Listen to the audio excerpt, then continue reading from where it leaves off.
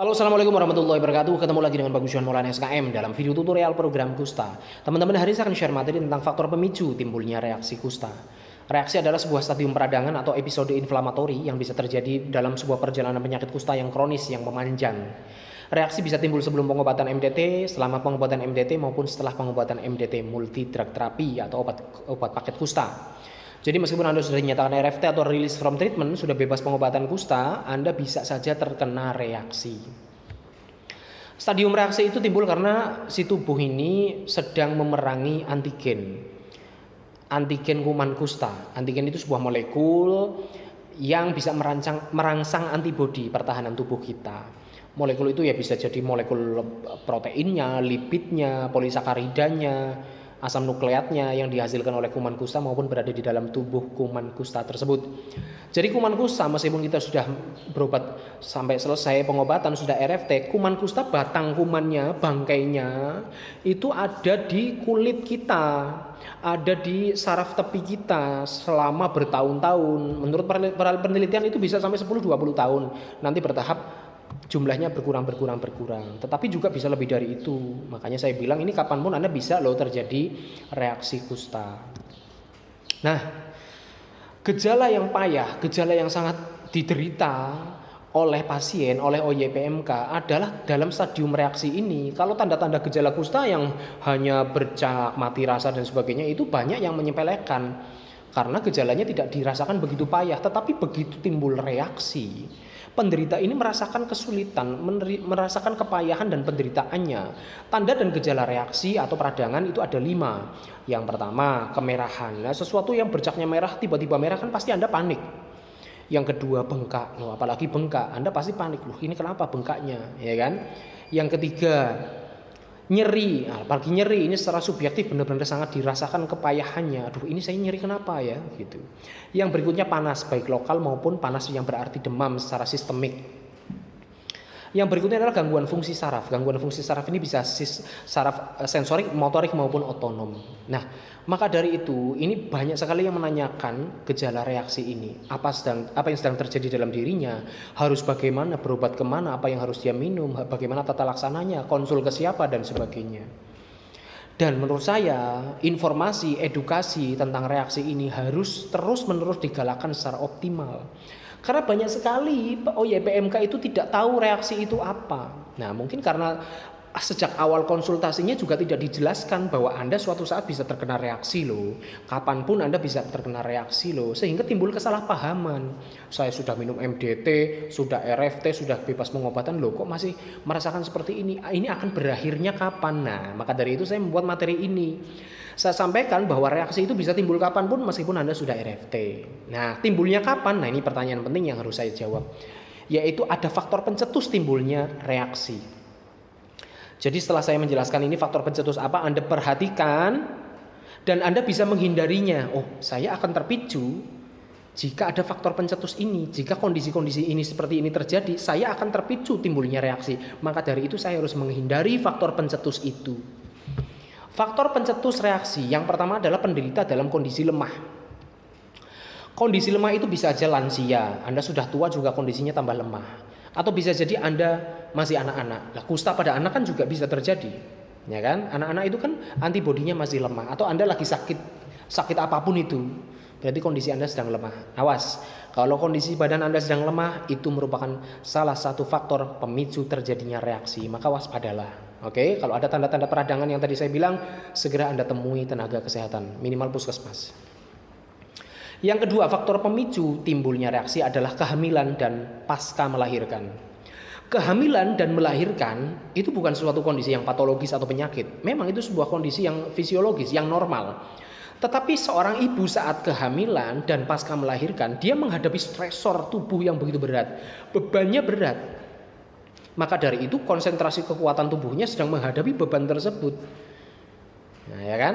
Karena sedang kepayahan seperti itu memicu timbulnya reaksi. Jadi waspada kalau Anda OYPMK, orang yang pernah mengalami kusta dan Anda dalam kondisi hamil atau pasca melahirkan, ini hati-hati kalau ada tanda-tanda peradangan, Anda segera konsul ke puskesmas. Kalau misalkan di puskesmas dirujuk lagi ke spesialis obgyn, it's okay, dilanjutkan saja, dipatuhi saja. Karena obat anti peradangan seperti prednison, metilprednisolon dan sebagainya itu kontraindikasi, tidak boleh diberikan, aturan sebenarnya ya tidak boleh diberikan kepada wanita hamil maupun pasca melahirkan. Nah, maka dari itu biasanya kalau Anda kondisi hamil pasca melahirkan terus Anda terjadi stadium reaksi, biasanya Anda dirujuk ke spesialis obgyn untuk bisa diperhatikan oleh tenaga ahli di sana. Apakah prednison ini mau dilanjutkan atau mungkin dosisnya diubah atau mungkin di stop ataupun mungkin digantikan anti peradangan yang lain yang aman untuk ibu hamil dan pasca melahirkan, seperti itu. Yang berikutnya faktor pencetus timbulnya reaksi adalah sesudah Anda mendapatkan vaksinasi atau imunisasi. Orang yang baru saja mendapatkan vaksinasi, misalkan vaksinasi COVID atau vaksinasi yang lain, itu si vaksin ini kan antigen yang telah dilemahkan, ya kan? Antigen yang telah dilemahkan masuk ke dalam tubuh lalu memicu timbulnya antibodi pertahanan tubuh. Nah, saat antibodi tubuh ini terpicu untuk melawan antigen ini, dia juga akan terangsang untuk melawan antigen kuman kusta.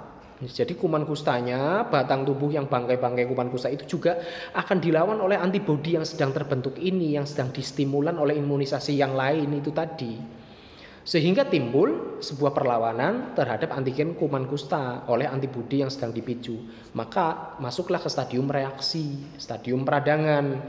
Maka misalkan Anda kemarin habis dapat vaksinasi COVID, nah, terus kok timbul tanda-tanda peradangan, bercak Anda memerah, panas, demam, dan sebagainya, Anda segera konsultasi ke tenaga kesehatan minimal yang ada di puskesmas.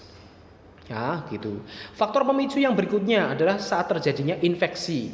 Misalkan kena malaria, kena DBD, terus misalkan kena ada bisul di tubuh Anda, atau misalkan Anda kena kecacingan, atau Anda sedang ada infeksi pada gigi, lagi sakit gigi dan sebagainya. Nah, ini seringkali pasien-pasien yang sedang mengalami infeksi seperti ini terpicu timbul reaksi. Nah, maka hati-hati nih kalau misalkan Anda sedang stadium peradangan, sedang inflamasi, sedang meradang, sedang pengobatan prednison. Loh, kok pengobatan prednison ini sudah sekian tablet saya minum, sudah dosis tapering off, sudah turun, tetapi kok nggak mau turun lagi ya? Maunya bertahan di misalkan sehari 4 butir prednison. Begitu dosisnya diturunkan jadi 15 mg atau 3 butir prednison setiap harinya, tanda-tanda peradangannya tidak turun, tapi tanda peradangannya masih saja ada, stadium inflamasinya memanjang. Nah, ini perlu dicek nih. Jangan-jangan faktor pencetus ini ada, termasuk tadi apakah Anda sedang sakit infeksi, malaria, sakit gigi, kecacingan, apakah ada bisul dan sebagainya. Nah, ini faktor pencetusnya juga harus diobati. Kalau mau reaksinya menurun, dosis tapering off-nya sukses. Jadi teman-teman di puskesmas juga harus memperhatikan ini tanda-tanda seperti ini. Kami di Kabupaten Tegal juga sering seperti itu. Ini jangan-jangan Anda sedang sakit gigi. Oh, ternyata iya sedang sakit gigi. Nah, sakit giginya juga harus diobati. Ini jangan-jangan kecacingan nih. Terakhir Anda minum obat cacing kapan?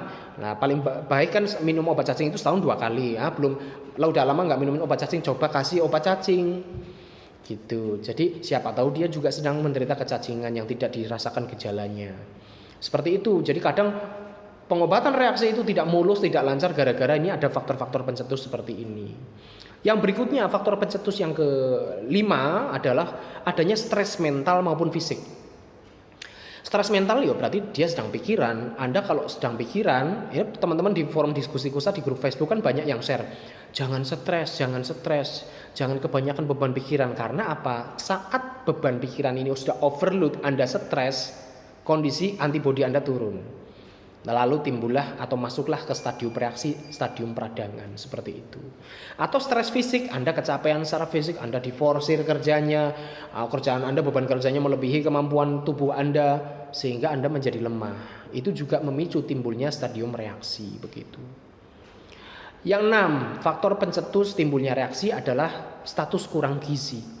Jadi kalau Anda nutrisinya juga kurang, Anda makan nutrisinya itu tidak seimbang, tidak komplit ya, karbohidrat, lemak, protein, vitamin dan mineral, atau misalkan Anda di suatu daerah yang memang benar-benar keterbatasan bahan pangan sehingga kekurangan nutrisi, kekurangan gizi, itu memicu timbulnya reaksi. Ini juga perlu diwaspadai.